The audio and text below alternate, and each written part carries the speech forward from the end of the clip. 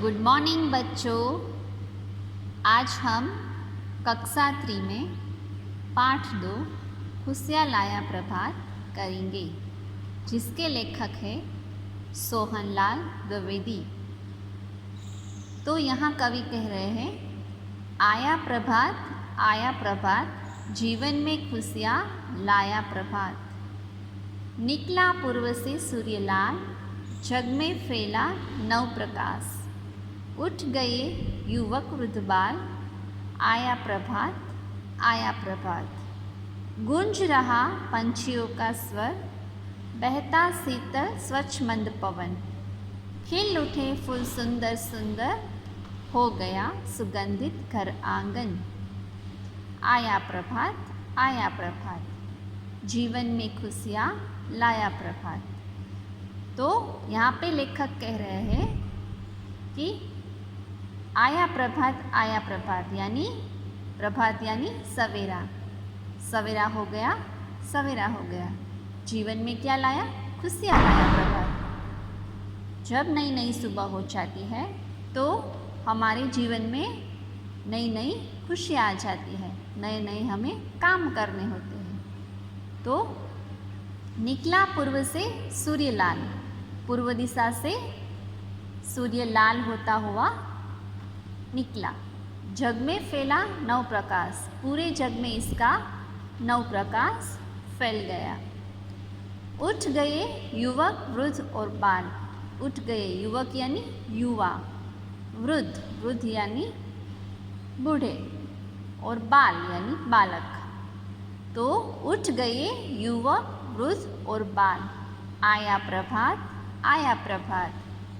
गूंज रहा पंछियों का स्वर, यानी सुबह हो गई है और सारे पंछी अपनी स्वर से पूरा जग गूंज उठा है। बहता शीतल स्वच्छ मंद पवन, जब सुबह सुबह होती है तो ठंडा ठंडा शीतल पवन सब जगह बहने लगता है। खिल उठे फूल सुंदर सुंदर, और फूल भी सारे जो सुंदर सुंदर है वो खिल जाते हैं, और इसके कारण हो गया सुगंधित घर आंगन। और इन सुंदर फूलों से हमारा घर का आंगन जो है वो भी सुगंधित यानी खुशबू वाला हो गया। तो सुबह होने से सारा जो वातावरण है वो एकदम आनंदमय हो जाता है। हम जब उठ जाते हैं तो नए नए काम करने की हमें इच्छा होती है, और हर सुबह नए नए इच्छा लेकर आ जाता है।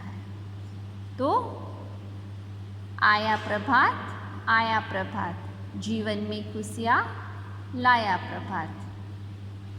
निकला पूर्व से सूर्यलाल, जग में फैला नव प्रकाश। उठ गए युवक वृद्ध बाल, आया प्रभात। गूंज रहा पंछियों का स्वर, बहता शीतल स्वच्छ मंद पवन। खिल उठे फूल सुंदर सुंदर, हो गया सुगंधित घर आंगन। बच्चों, तो आगे हम इस कविता के नए शब्द करेंगे। प्रभात यानी सवेरा। युवक यानी युवा। स्वच्छ का अर्थ होता है एकदम साफ। मंद यानी धीमी धीमी। प्रकाश यानी रोशनी। वृद्ध यानी बूढ़े। शीतल का अर्थ होता है ठंडा। सुगंधित का अर्थ होता है खुशबू वाली।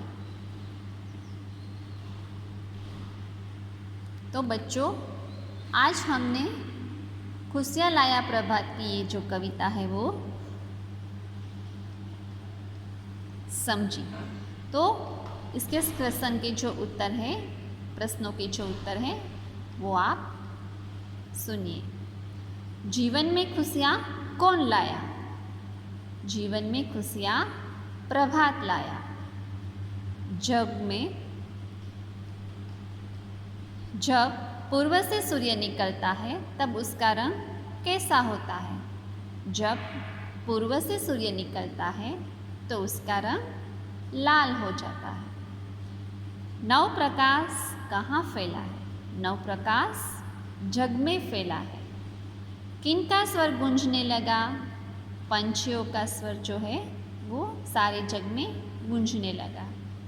कौन खिल उठे? सुंदर सुंदर फूल खिल उठे।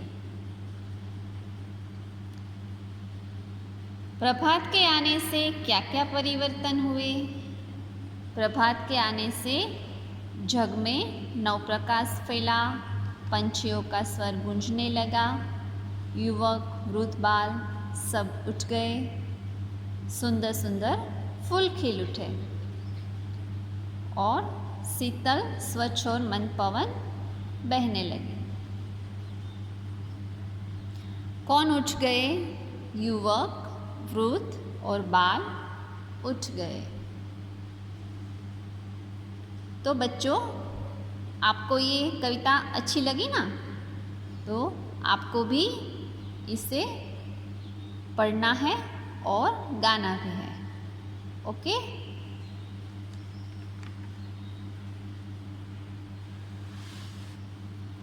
आगे हम इसकी एक्सरसाइज देखते हैं।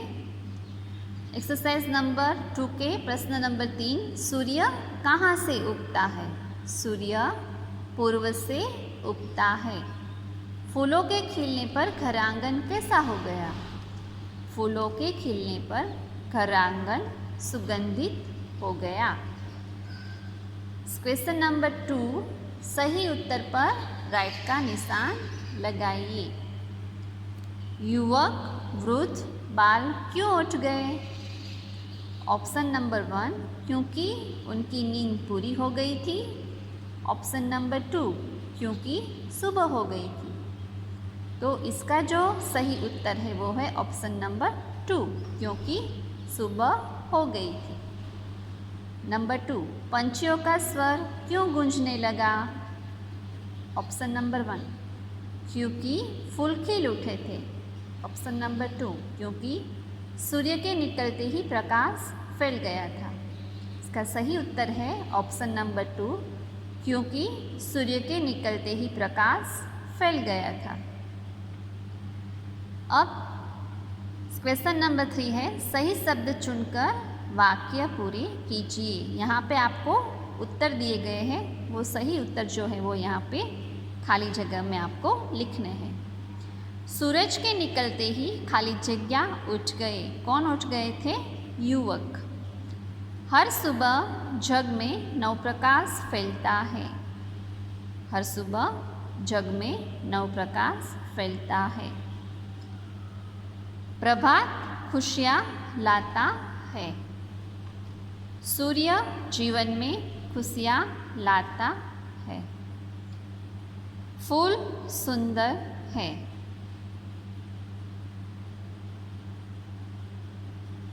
अच्छा बच्चों, तो आपको ये अपनी नोटबुक्स में भी कर लेना है। आगे हम विलोम शब्द देखते हैं। विलोम शब्द है खुशी, उसका विलोम शब्द हुआ गम। खुशी गम। खिलना मुरझाना। पूर्व पश्चिम। बाल वृद्ध। शीतल उष्ण। आया गया।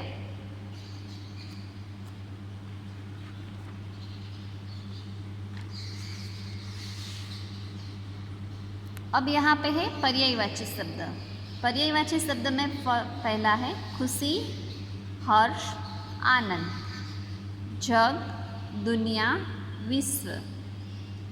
फूल, सुमन, पुष्प। प्रभात, सुबह, सवेरा। पंछी, जग, पंछी, खग, पक्षी। पवन, हवा, वायु। अब यहाँ पे है स्त्रीलिंग और पुल्लिंग शब्द। स्त्रीलिंग पुल्लिंग शब्द किसे कहते हैं? जिस शब्द में पुरुष जाति का बोध हो उसे पुल्लिंग कहते हैं। जिस शब्द में स्त्री जाति का बोध हो उसे स्त्रीलिंग कहते हैं। जैसे यहाँ पे युवक, युवती, बालक, बालिका, वृद्ध, वृद्धा, लड़का, लड़की। अच्छा बच्चों, तो आपको ये नोटबुक्स में करना है। ओके।